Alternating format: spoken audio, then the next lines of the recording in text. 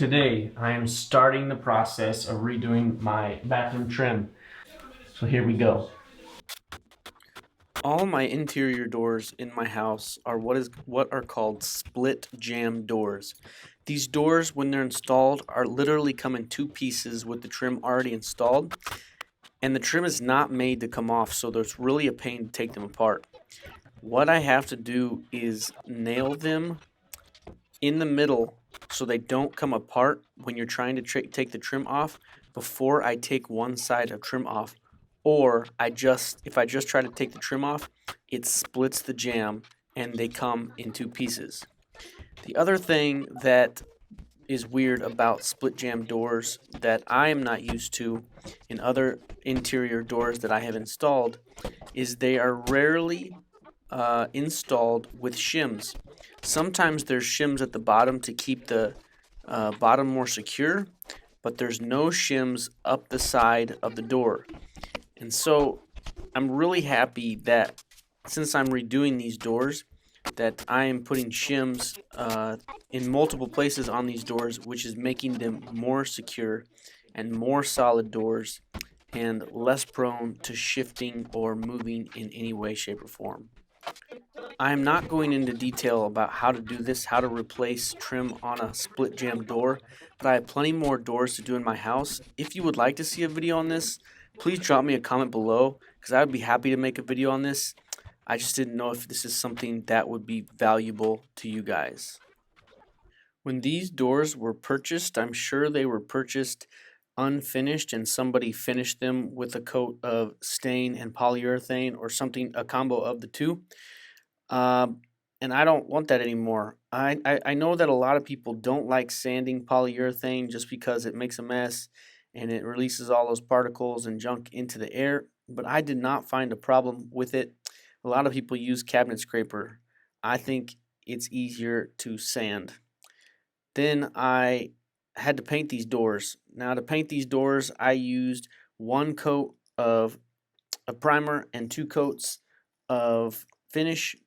If I had to do this again, I would definitely do two coats of primer and one or two coats of finish because I ended up having to put a third coat of finish on the doors after the doors were already installed because I could slightly see through the top coat of paint.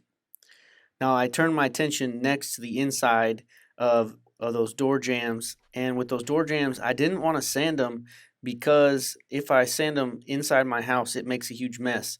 So I tried this new product that I'm going to link in the description below called a liquid sander and deglosser, and what this did was it took the shine off of the finish that made it so the paint would adhere well to the finished wood.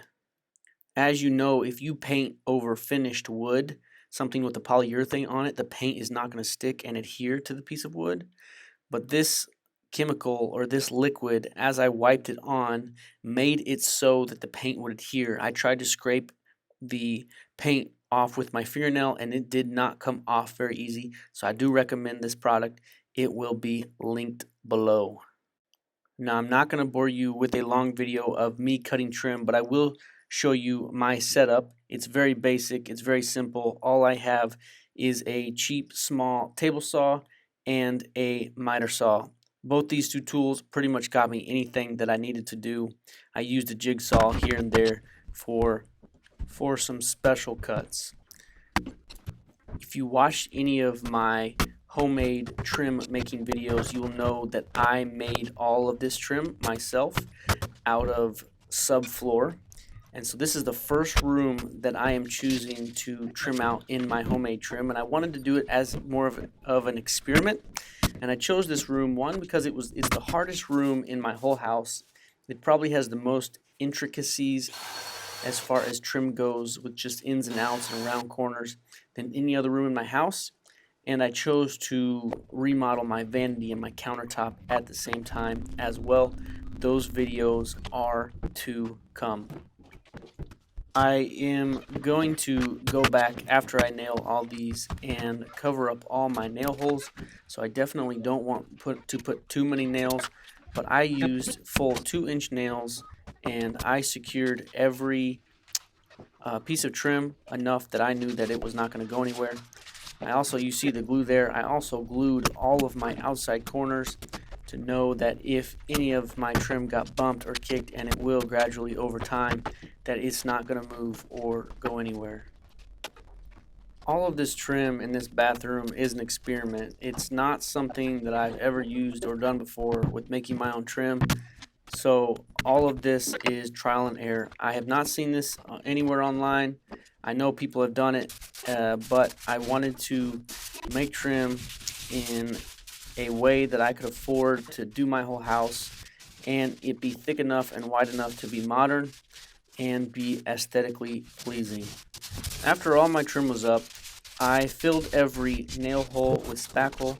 I sanded it. Some of it I wiped off with a wet cloth, and then I painted over all my nail holes again. The paint that I'm using here on the trim is actually a Bare semi-gloss trim paint from the Home Depot. I really like semi-gloss because it is easy to clean, because trim is something that gets touched and bumped often, and it's something that you want to wipe off and be able to clean easily. I have been renovating this bathroom for a while, and I've got more videos about it and other projects on this specific bathroom on my channel. Here's some black hinges that I got, and I'm now installing them onto the doors. I took the doors off to replace the hinges. I gave them one more coat of paint, but these beautiful black hinges I just found on Amazon will really go well with the modern theme of the bathroom. Goodbye with the old nasty brass ones that were in there. My last thing to do to complete the doors was put the door handles on, and I just got some door handles from my local supply store. I didn't end up getting black, but I got oil rubbed bronze, but to the untrained eye, I think they look black, and no one has made a comparison or said anything about them yet. So here it is. I think it turned out great. Check this out.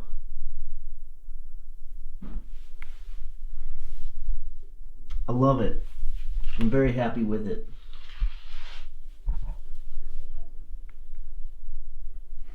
Oh yeah.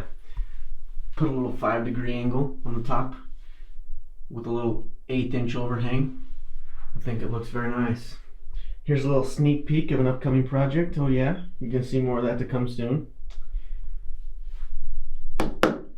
Put a nice top on this. Got my trim pieces. I think it turned out great. Did that corner really well. South side corner. I think it turned out fantastic. I'm excited to do the rest of the house like this, but this was just the start.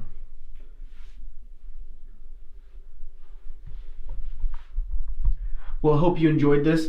I've got plenty more videos like this of me working on my bathroom, me working on other things in the house. Please subscribe, drop a comment, tell me what you want to see, tell me what you want to see more of. I look forward to hearing from you. See you later. I'm going to eat dinner.